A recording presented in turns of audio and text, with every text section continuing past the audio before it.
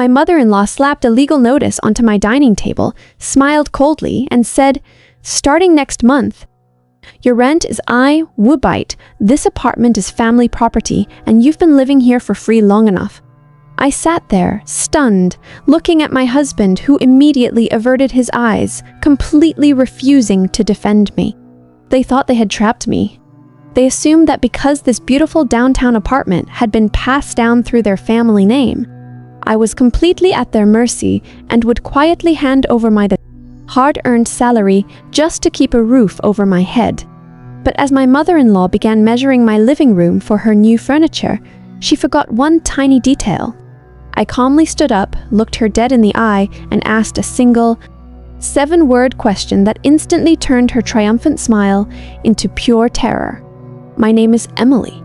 I'm 26 years old, and for the past 2 years, I truly believed I had managed to secure the perfect foundation for my life and career.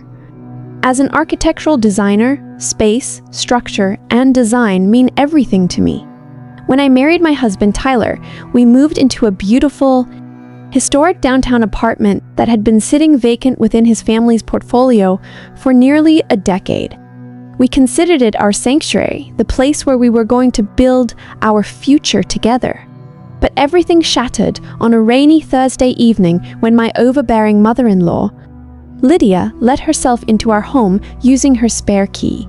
Without even greeting me, she marched into the dining room, pulled a formal document from her designer bag, and slapped it onto the table. She looked at me with a cold, triumphant smile that sent a shiver down my spine. "Starting next month, your rent is officially $1,500, Lydia announced, her voice dripping with artificial authority. "This apartment is family property, Emily. You and Tyler have been living here for free long enough, and it's time you start contributing to the legacy." I sat there completely stunned, my mind racing as I looked over at Tyler, waiting for him to step in and defend our household. Instead, my husband immediately averted his eyes, stared intently at the floor, and remained completely silent. Lydia smirked, assuming she had completely trapped me and that I would quietly hand over my hard-earned salary just to keep a roof over my head. The silence in the dining room was absolutely deafening, but the betrayal from my own husband cut much deeper than Lydia's greedy demands. The moment his mother finally left the apartment, I turned to Tyler, demanding an explanation. Instead of apologizing, he just shrugged his shoulders, completely deflated, and told me I was being overly dramatic. "Just pay the $1,500 to keep the peace, Emily," he muttered, refusing to look me in the eye. "It's technically my family's property anyway, so they have the right to ask for rent." I stared at him, a toxic mixture of intense anger and disbelief washing over me. Tyler was completely ignoring the deep irony of our entire living situation. When we first walked into this apartment 2 years ago, it wasn't a luxury dwelling. It was an absolute rundown, abandoned wreck with peeling paint, rotted flooring, and severe plumbing issues. His family had essentially abandoned it because it was a massive financial liability. I was the one who poured my entire life savings, countless sleepless nights, and professional architectural expertise into completely gutting and renovating the entire space.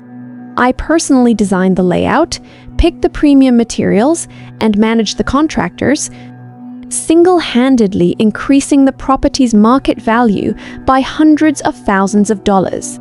His family hadn't cared about this place when it was a worthless shell, but now that my hard work had transformed it into a stunning downtown masterpiece, they suddenly wanted to swoop in and profit off my blood, sweat, and tears. Over the next 2 weeks, Lydia took her entitlement to an entirely new, unbearable level.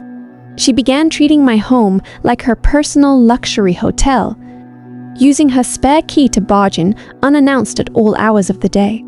She would stroll through the rooms, loudly critiquing my housekeeping, shifting my decor, and even leaving real estate brochures scattered across my newly renovated kitchen island. During Sunday brunch, she casually sipped coffee I had purchased and openly bragged to her friends on the phone about how she planned to use my $1,500 rent money to fund a lavish, month-long summer vacation. I decided I had endured enough of her parasitic behavior. I marched into the living room, carrying a thick binder packed with every single receipt, contractor invoice, and material cost from the extensive structural renovations I had overseen. Lydia, if you expect me to pay market rate rent, then we need to subtract the substantial capital value I've already added to this property, I said, placing the family before her. Lydia didn't even bother to open it. She just leaned back on my custom sofa, let out a harsh, dismissive scoff, and pushed the binder away with the tip of her manicured finger.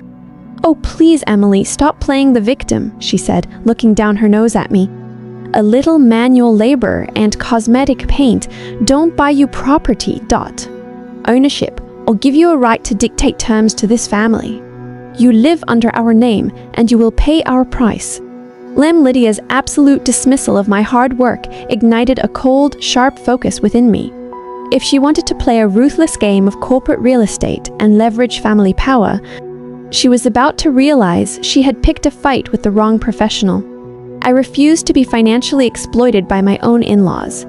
Utilizing my established professional network within the city's architectural and development sectors, I quietly pulled the official property registry files, historic title deeds, and hidden mortgage agreements for our entire building.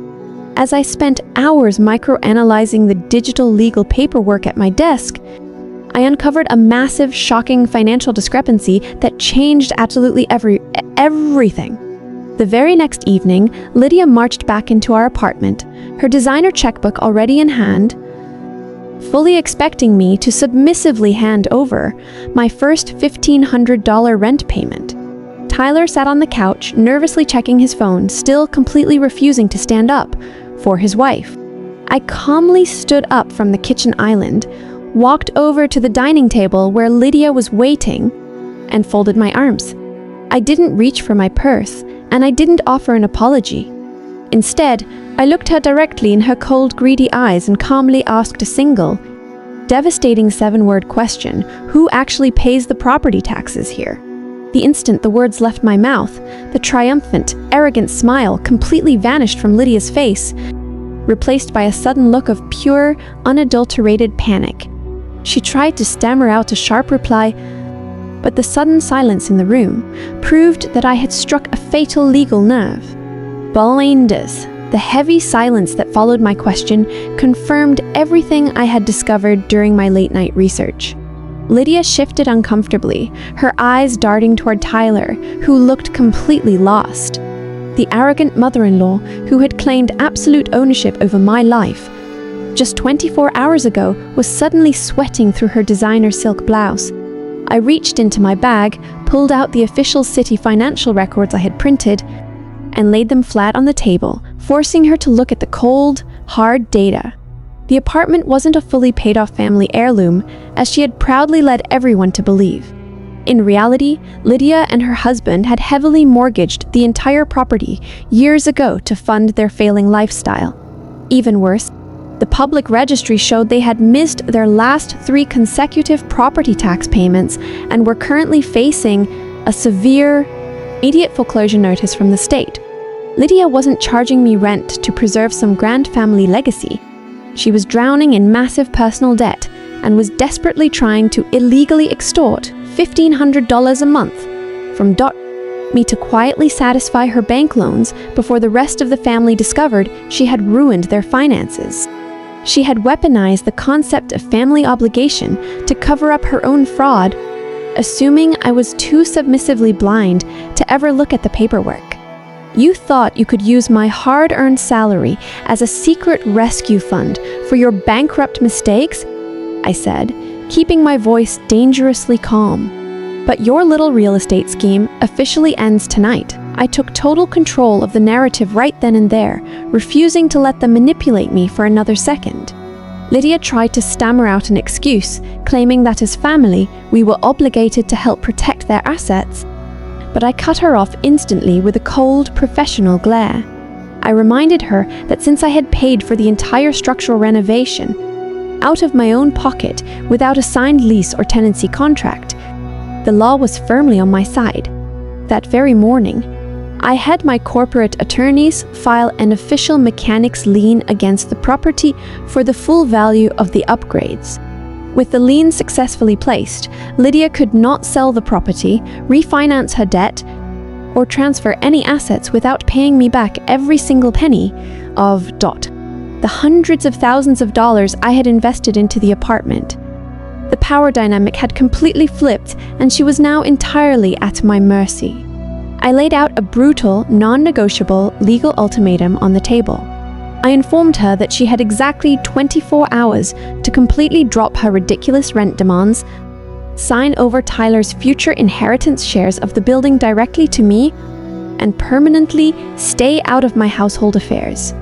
If she refused to sign the paperwork, I would immediately refuse to release the lien, allow the bank to proceed with the pending foreclosure sale, and publicly expose her massive financial fraud to the entire extended family. Lydia stared at the legal documents in absolute horror, realizing that her desperate attempt to extort me had just cost her everything. The fallout from my ultimatum was absolute, and justice was served with incredible precision. Realizing she was completely trapped by her own financial fraud, Lydia signed the legal documents in total humiliation, officially forfeiting her control before slinking away in disgrace. I refused to stay tethered to a spineless husband who wouldn't protect me, so I filed for divorce shortly after, securing a massive financial payout from the property settlement. I used that capital to launch my own independent architectural design firm, moving into a stunning luxury loft that I own completely free and clear. I reclaimed my name, my career, and my peace of mind, proving that a woman who understands structural design always knows exactly how to dismantle a toxic foundation. Now, I'm incredibly curious about all of you who have stayed to listen to my journey until the very end. How would you have handled a mother-in-law who tried to extort you under the guise of family property? Would you have filed the legal lien immediately, or would you have handled the situation differently? Let me know your thoughts in the comment section below.